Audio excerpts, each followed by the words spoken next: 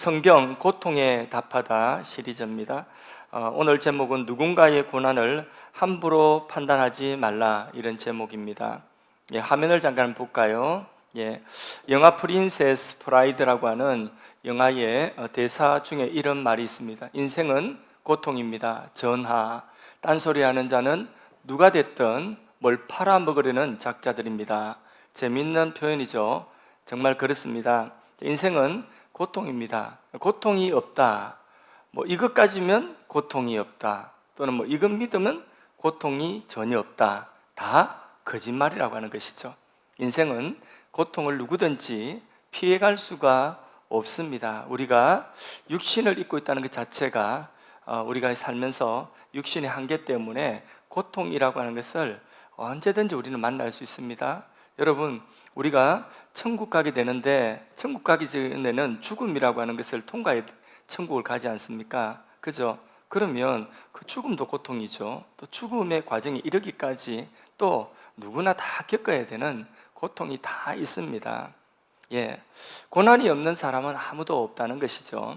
그러나 그 고난이 성장으로 이어지는 중요한 통로가 되기도 합니다.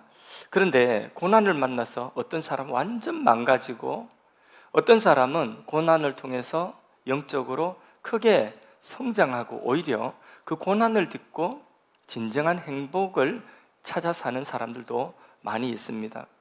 그렇다면 어떻게 우리가 고난을 통해서 성장을 할 수가 있을까요? 고난을 행복의 밑거름이 되게 할 수가 있을까요? 고난은요, 다양한 원인과 모양으로 나타나기 때문에 이렇게 하면 그 고난을 이겨낼 수 있다, 이렇게 하면 그 고난이 유익되다, 이렇게 어떤 공식 같은 것은 없습니다.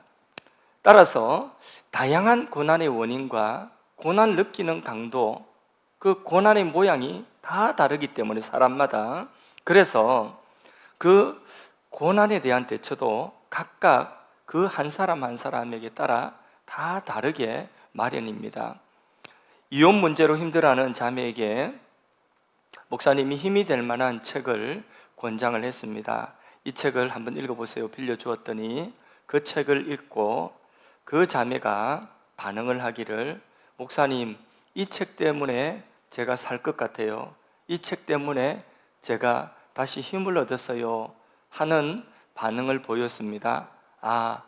이 책이 이런 고난 당하는 사람에게는 굉장히 유용한 책이구나, 쓸모가 있는 책이구나, 그렇게 이제 마음속에 목회의 하나의 중요한 소스로 그 책을 한번 써먹었으니까 그 책이 유용한 책이라고 생각을 하고 있습니다. 그런데 비슷한 고난을 당한 비슷한 상황에 있는 자매가 또 있습니다. 그 자매를 만났을 때에 역시 그 책을 끄집어내어서 이 책 한번 읽어보세요 하고 그 책을 주었습니다. 그런데 이 자매는 반응이 완전 다릅니다. 목사님, 그 책을 읽다가 너무 화가 났어요. 화가 나서 읽다가 중간에 덮어버렸어요. 너무 화가 나고 끝까지 읽을 수가 없었어요. 이렇게 반응하는 거죠.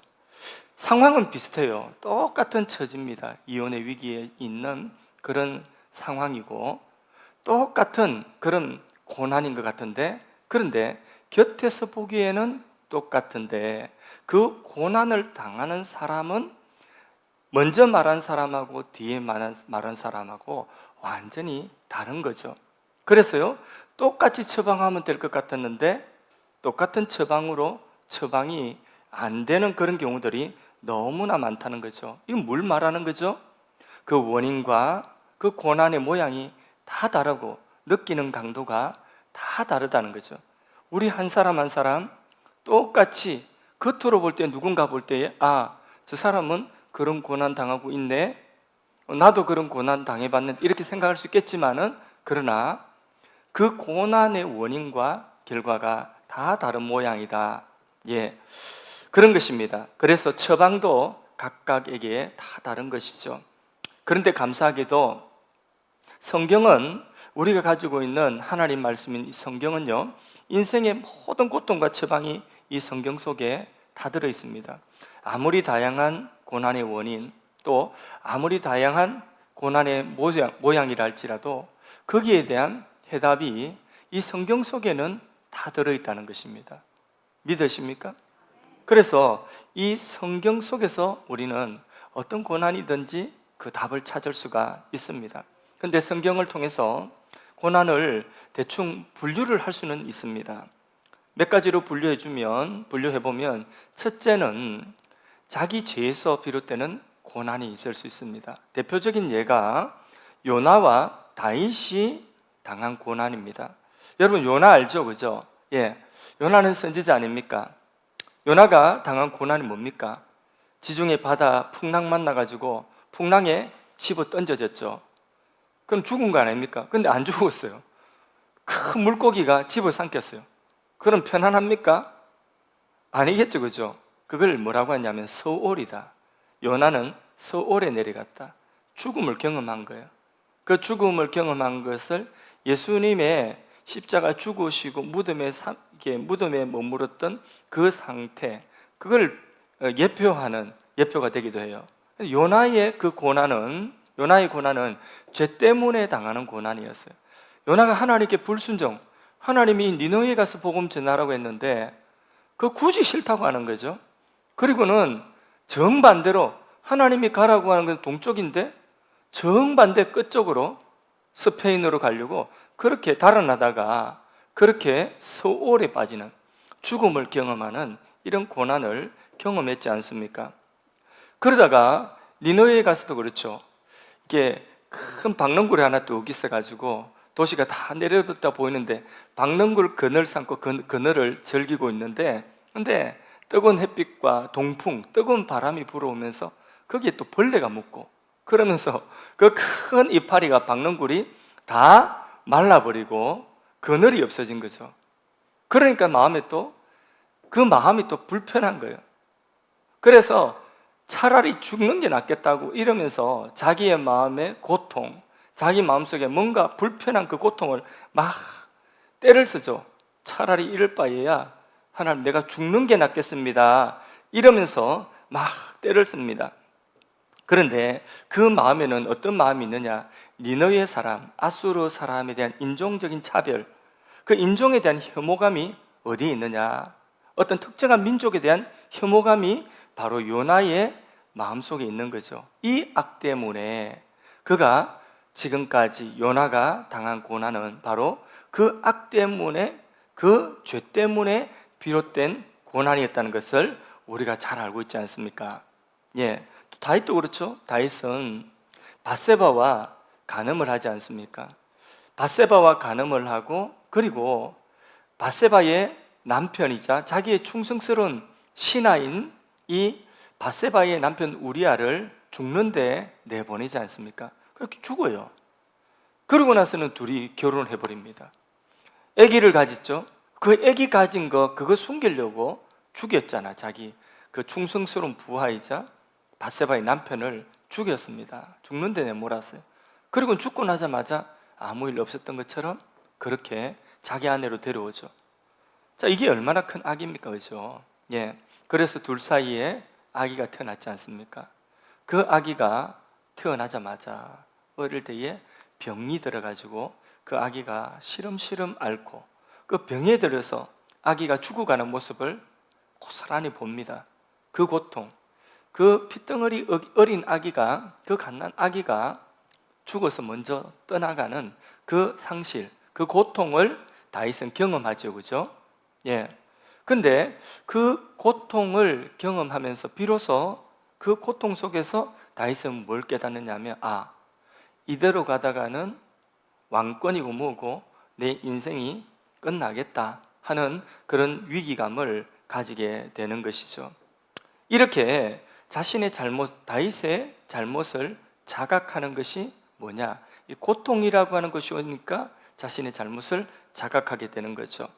이처럼 고난은 인생을 겸손하게, 사람을 겸손하게 만듭니다. 자신의 잘못을 자각하게 하는 것이 뭐냐? 고난이라고 하는 것입니다.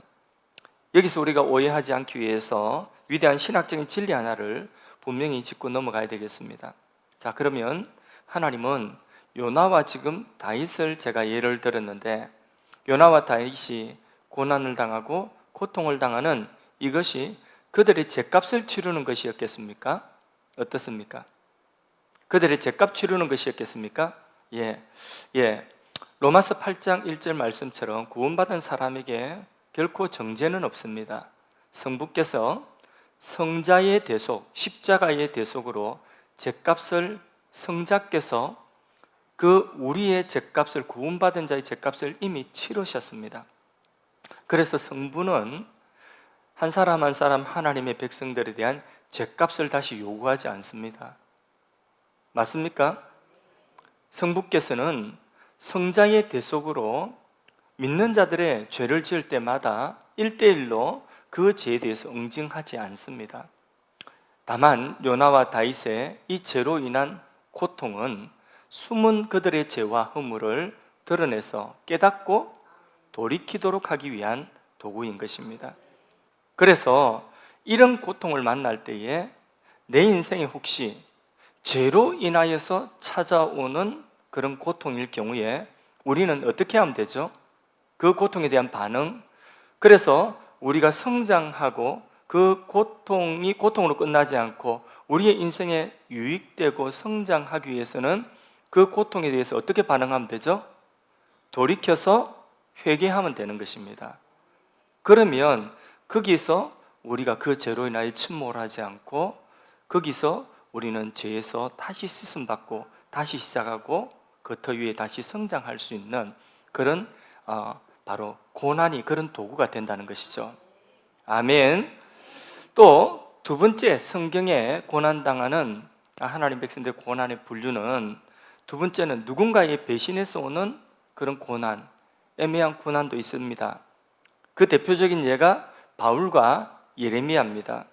선하고 용기 있는 행동을 했는데, 어려운 행동을 했는데 오히려 사람들에게 칭찬은 그냥 미움을 받습니다. 또 공격을 당하고 또 가까운 사람에게 배신을 당하기도 합니다. 그렇게 그런 고난이 있다는 거죠. 바울 같은 경우에는 바울이 예수님 믿고 바울이 복음을 전했지 않습니까? 그런데 이방인들 뿐만 아니라 바울이 가는 곳마다 유대인들이 바울을 돌로 치고 고소하고 몽둥이로 때리고 얼마나 큰 고통이 있었습니까? 옥에 가두고. 그렇게 바울은요, 매 맞고 갇히는 일들을 수도 없이 많이 당했습니다. 무엇 때문에요? 그가 어려운 일을 했기 때문에. 예레미야도 그렇습니다. 권력자 왕에게 하나님의 말씀 진실을 말했다고 하는 이유 때문에 얻어맞고 갇혔습니다. 쫄쫄 굶었습니다. 오늘날도 세계 곳곳에는요, 이런 경우들이 많이 있습니다. 어렵고 용기 있는 행동 때문에 정부나 어떤 종교적인 건의, 큰 건의에 의해서 폭행을 당하고 구금을 당하고 심지어는 살해당하는 일들도 오늘 지구촌 곳곳에 많이 있습니다. 그런 일들이 벌어지고 있습니다. 이런 경우에는, 이런 고난을 당하는 사람은 어떻게 하면 그 고난이 자신을 침몰시키는 것이 아니라 그 고난이 자신에게 유익이 되고 자기 성장이 될까요? 또 하나님께 영광이 될까요? 어떻게 하면요? 이런 경우에는 어떻게 반응하면 됩니까? 이런 경우에는 용서라고 하는 것이 필요한 것입니다. 첫 번째, 자기 죄로 인한 유형의 고난에 대한 반응에서는 회개가 필요한 거죠. 근데 이 경우에는 바울이나 예레미야나 이런 경우에는 뭘 가지고 실험하느냐? 용서라고 하는 이 문제를 가지고 실험합니다. 왜? 내가 답답하거든요. 왜? 내가 억울하거든요. 왜? 내가 분하거든요. 내가 잘못한 것이 없기 때문에. 나는 어려운 일을 했는데 당하는 고통이고 누군가 나를 배신해서 그래서 나를 공격함으로 당하는 고난이기 때문에 이 고난은 사실상 내가 칭찬받아야 되는데 받는 고난이에요. 그러니까 자신을 공격한 사람에 대해서 또는 배신한 사람에 대해서 뭐가 필요한 거죠? 용서라고 하는 과제가 남는 거예요. 그래서 용서라고 하는 이 문제를 가지고 실험하게 되는 것입니다.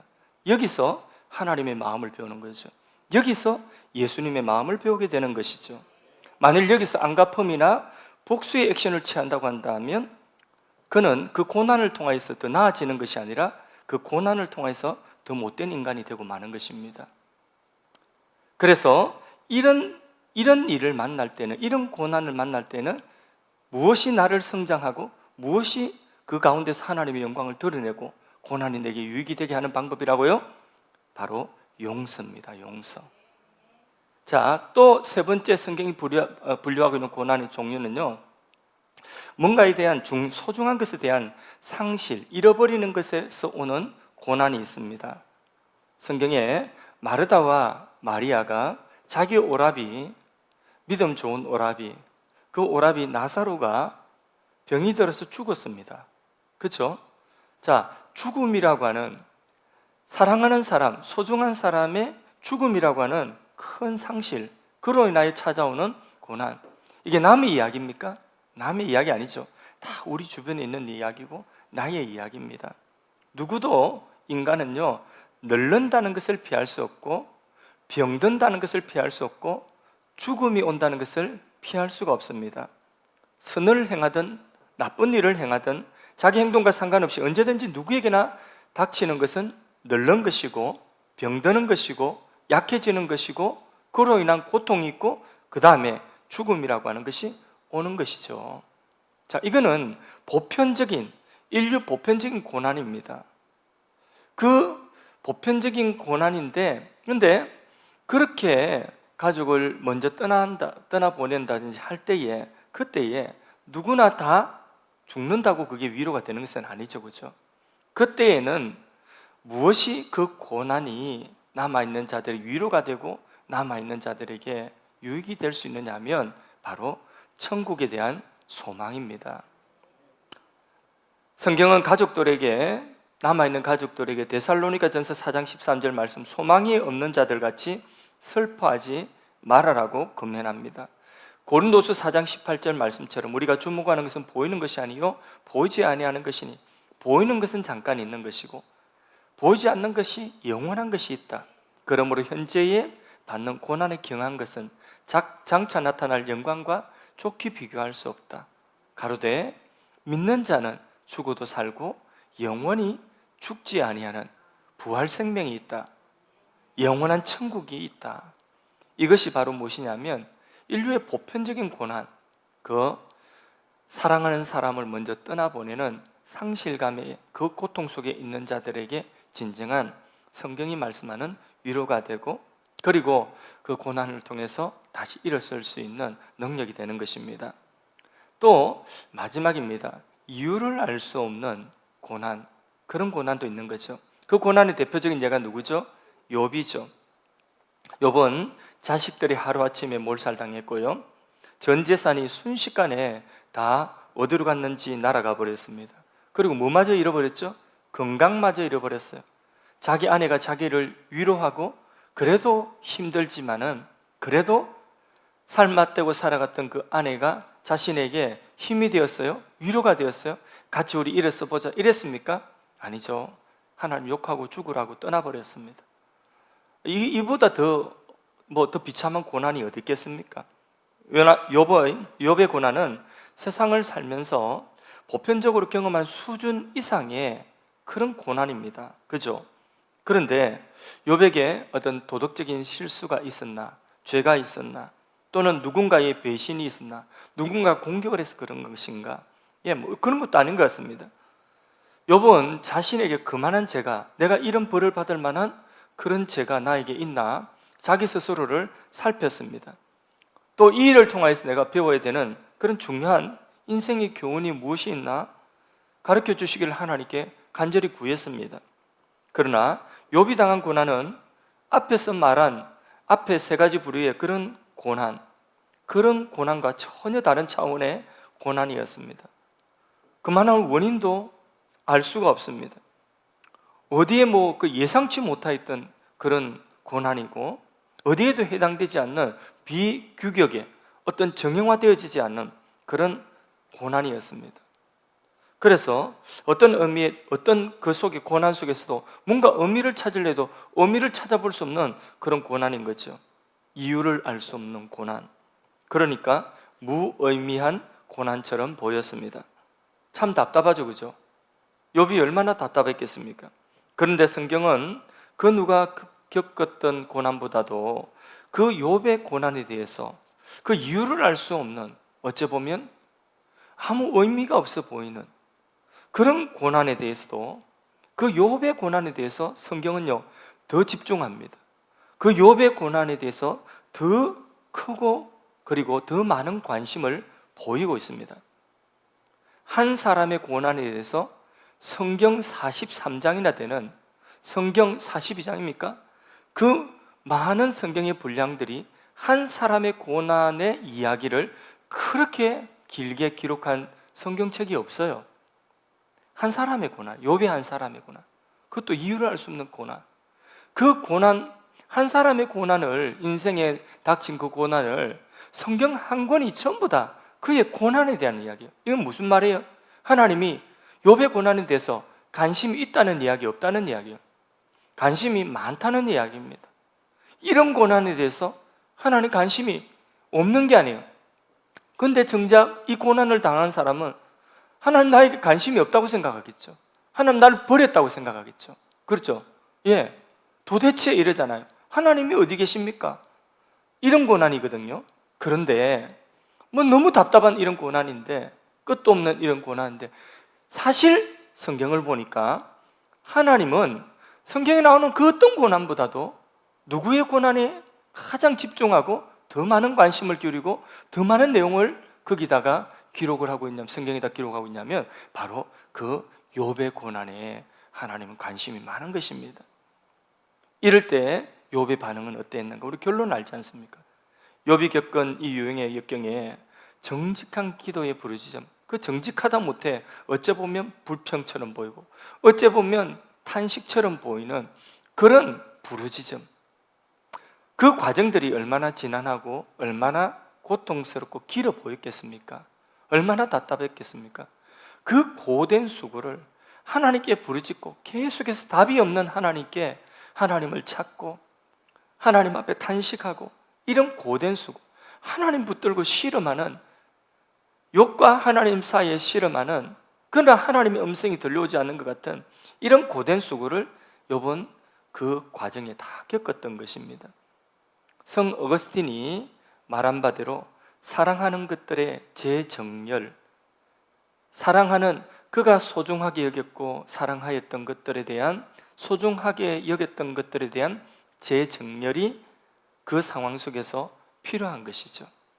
그 결과 욥의 개인적인 성장뿐만 아니라 사실상 하나님 주권적인 영광을 모두를 드러내는 그런 것이 바로 뭐냐? 욥의 고난이었습니다. 여러분, 우리가 남의 고난을 함부로 판단할 수 없는 이유를 말씀드렸습니다. 남의 고난을 함부로 판단할 수 없는 이유는 그 고난의 원인과 그리고 유형이 다양하다. 그래서 우리는 내가 조금 뭔가를 하나 경험했다, 내가 경험한 내가 아는 것 가지고 곧바로 그 사람의 고난에 답을 주려고 해서는 그게 답이 안 될 수가 있습니다. 또 두 번째, 고난을 겪는 사람의 기질 따라 고통의 그 강도가, 느끼는 강도가 다 다를 수 있습니다. 예, 뭐 그 정도 가지고 엄살이야 이럴 수 있는 거죠. 예, 그 정도 같으면 엄살이지 뭐. 그런데 뭐 누구는 안 아파봤어? 그런 일 안 겪어봤어? 이렇게 쉽게 말하지만은, 그러나 그 사람은 내가 생각한 것보다, 내가 겪었던 고통보다도 훨씬 더 큰 고통을 겪고 있을 수 있다는 거죠. 예, 그게 각 사람 따라 다 다르다는 것입니다. 그래서 저마다 고난이라고 하는 외상을 당할 때에 그때 속으로 내면의 고통, 그 내면의 고통을 함께 경험하는데, 그 당하는 고통은 뭐냐면 내면의 그 고독이라고 하는 것, 고립이라고 하는 것을 경험하죠. 그래서 가까운 친구, 가까운 사람과도 담이 생기고 거리감이 생기게 되는 거죠. 욥의 친구들도 사실 욥의 고난을 위로하기 위하여 갔지만은 욥과 정말 고난이 닥치니까 더 절친이 되었습니까? 아니잖아요. 그렇죠? 예, 위로하러 온 친구지만은, 옛 소중한 친구들이었지만은 그 친구들과도 담이 생기는 거죠. 이게 고통이 주는 내면적인 아픔입니다. 또 이기적이 됩니다. 그래서 굉장히 아프고 고통스러우면 어쩔 수 없이 자기밖에 생각 못해요. 다른 사람에 돌아볼 여유가 없어요. 자기 고통에 몰입하게 되는 거죠. 그래서 다른 사람 고통에 대해서는 다른 사람이 어떻게 불쾌하게 생각하고 거기에 대해서는 무관심한 겁니다. 관심이 거기까지 가지는 못하는, 힘이 여력이 없어요. 고통당할 때 그렇게 파멸되고, 그렇게 절망을 가지고, 그렇게 정죄받고 또 정죄하기도 하고 그런 거죠. 그러면서 자기 안에 분노의 감정이 막 일어나는 거죠. 그 분노는 그 대상이 다양합니다. 그 분노는 자기를 향하여 분노할 수도 있고요, 아니면 자기를 공격하거나 배신했던 사람, 어떤 자기에게 뭐 또 아픔을 줬다고 생각하는 그런 사람에 대해서 막 분노가 향할 수도 있는 것이고, 심지어는 하나님을 향하여서도 분노할 수도 있습니다. 자, 그러다가 이런 상황에서 마지막 가장 악한 영향력 하나가 또 뭐냐 하면 바로 그 고난과 자신이 공범이 되어버리는 거예요. 무슨 말이냐 하면 고난하고 짝짝꿍이 돼가지고 그 고난을 핑계 삼는 거예요. 그래서 난 아파, 난 힘들어, 나는 외로워, 나는 이것 때문에 힘든 사람이야, 그러니까 나한테 이렇게 해야 돼, 나한테 이렇게 하면 안 되지. 자기의 잘못된 행동을 바로 자기가 당하는 그 고난과 공범이 돼가지고 그냥 합리화시켜 버리는 거죠.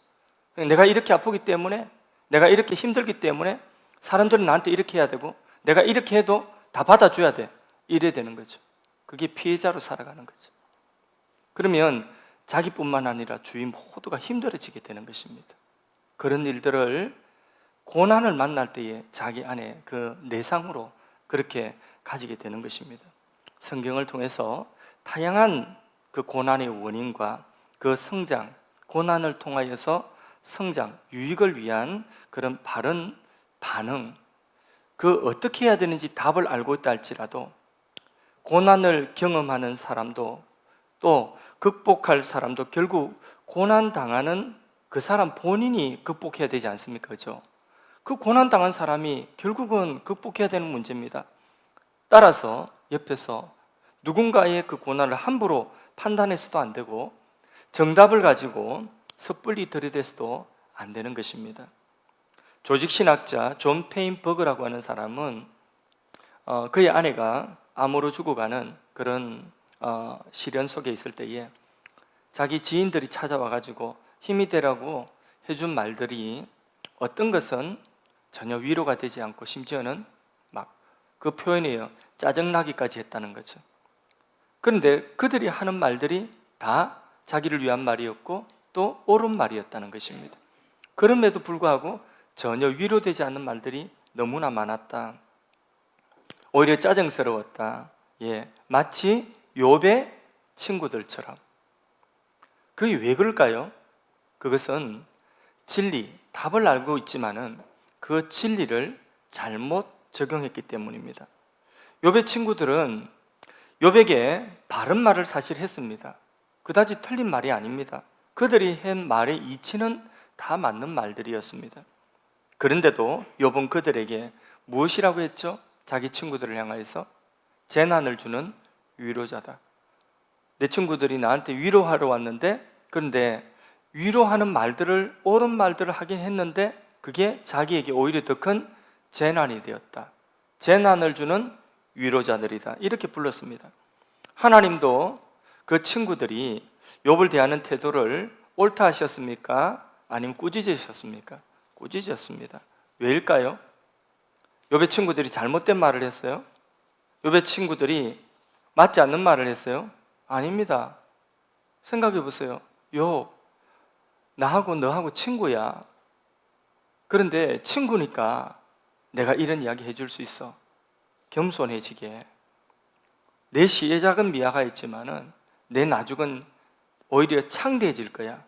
그러니 제발 회개하고 겸손해.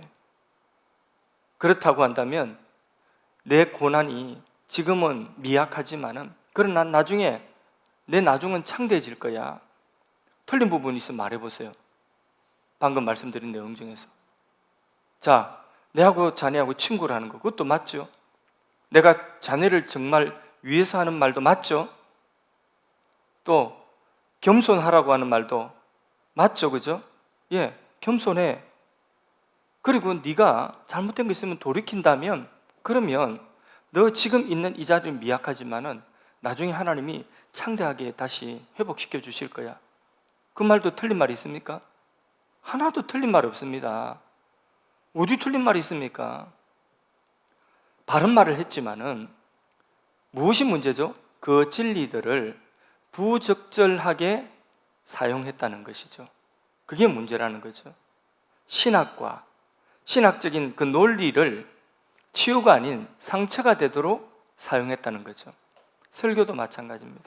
옳은 말을, 진리를 선포하면서도 하나님 말씀을 선포하면서 치유하는 말씀이 될 수도 있고, 잘못하면 이 말씀이 누군가를 표적으로, 타켓으로 집어 던지는 말 같으면, 그러면 준비가 안 된 사람에게는 그 말을, 설교를 듣고도 그게 상처가 될 수 있어요. 얼마든지 그럴 수 있어요. 그래서 목사님들이 마음 잡고 한번 사람들 한번 조져봐야 되겠다 이러면요, 엄청난 상처 줄 수 있어요. 설교 시간에. 그렇다고 그 말 한 말이 틀린 말이냐? 그렇지 않아요. 절대 그렇지 않습니다. 다 맞는 말이지만은 그거를 잘못 적용할 때에, 그때에 그게 위로가 아니라 오히려 뭐가 된다고요? 상처가 된다. 욥의 친구들이 한 말이 그 말 자체가 잘못된 말이 아니에요. 그 말을 잘못 사용했기 때문에 위로가 아니라 상처가 된 거예요, 욥에게. 그러니까 남의 고난에 대해서 함부로 판단하지 말아라 하는 것입니다. 잘못하면 재난을 주는 위로자가 될 수 있다. 진리의 파편들을 가지고 타이밍을 맞추지 못하고 정지하거나 또는 무시하는 태도로 진부한 장강설로 그렇게 사용했기 때문에 위로가 아닌 재난이 되는 것입니다. 그러면 바른 적용은 무엇일까요? 우리는 뭐 아무 말도 하지 말아야 될 거 아니에요. 성경이 답을 가지고 있고, 그 답을 그 친구가 모를 때는 그 답을 알려주고 그 답으로 그를 위로하고 그 성경 말씀으로 그를 이렇게 세워야 되죠. 그게 우리에게 있어요. 그런 책임이 우리에게 있는 것입니다. 그러면 어떻게 바르게 적용할 수 있을까요? 진리를 적용하는 순서, 진리를 적용하는 태도, 이것이 우리에게 필요한 것이죠. 5살 난 딸을 교통사고로 잃은 부모가 있습니다. 5살짜리 딸이니까 얼마나 그게 딸이 귀합니까? 예, 눈에 넣어도 아프지 않겠죠. 근데 그 딸이 먼저 교통사고로 천국 갔습니다. 위로자들이 찾아가서 위로를 합니다. 근데 어떤 분이, 하나님은 부부 두 분이 주님 바라보기를 원하십니다. 이번 일에서도 배울 것이 있을 것입니다. 예, 그렇게 위로를 했습니다. 위로가 되었을까요? 옳은 말입니까? 옳은 말이죠. 내용 자체는 틀리지 않습니다. 그런데 어쩌면 아이를 잃은 이 부모의 감정은요, 그 말을 듣고 무엇이라고 생각되느냐 하면, 도대체 그렇다면 어떤 하나님이시길래 영적인 교훈을 주기 위해서 이 어린 아기를 희생시킨단 말인가? 그런 마음 들지 않겠습니까? 그게 어린 자녀를 하나님 나라로 먼저 떠나보낸 부모에게 먼저 끄집어낼 말은 아니죠. 그렇죠? 옳은 말이지만은 그 말을 먼저 그 말을 끄집어내가지고 위로한답시고 끄집어낼 말은 아닌 거죠. 오히려 그분들이, 그 부부가 그 교훈에 대해서 더 잘 알고 있을 수 있어요. 모르지 않고 믿음을 가진 사람은 알 수 있습니다. 근데 감정이 지금 그걸 받아들일 수 없는 감정이잖아요. 그럼 뭘 먼저 만져줘야 되죠? 그 감정을 먼저 이해해주고 그 감정을 먼저 보다듬어 줄 수가 있어야 되는 거죠. 그 다음 그 감정이 진정되고 그 다음 꼭 해줘야 되는 진리 같으면 그 진리를 적용시켜 주는 게 이게 맞는 것이죠. 그러니까 꼭 필요한 진리의 말씀으로 그의 믿음을 견고하게 할 수 있는 것은, 먼저 위로가 필요한 것에 먼저 위로가 있고 어루만짐이 있고 진리가 그 다음이 돼야 되는 것입니다. 그래야지 진리가 그 사람에게 받아들여 줄 수가 있는 거죠. 그러니까 전하는 진리 자체가 잘못된 것이 아니라 전하는 태도와 그리고 전하는 순서가 잘못된 거죠. 그죠? 욥의 친구들도 역시 마찬가지인 거예요. 자, 말씀을 맺겠습니다. 성경은 인간의 모든 고난의 문제를 성경은 다 그 속에 담고 있습니다. 인간이 왜 이렇게 고난의 여러 유형들이 다 성경 속에 있고요. 그 각각 개개인의 고난에 대한 해답도 하나님의 진리의 말씀 속에 있습니다. 그래서 성경은 고난당한 우리 인간에게, 하나님에게 멀어져서 근원적인 고난당한 우리 인간에게 하나님 주신 최고의 선물이요 치료약입니다. 성경 말씀, 진리의 말씀은 인생의 모든 고난의 문제, 다양한 원인과 다양한 해답이 각각 개인에게 맞는 그 답이 진리의 말씀 속에 있습니다. 아멘이십니까?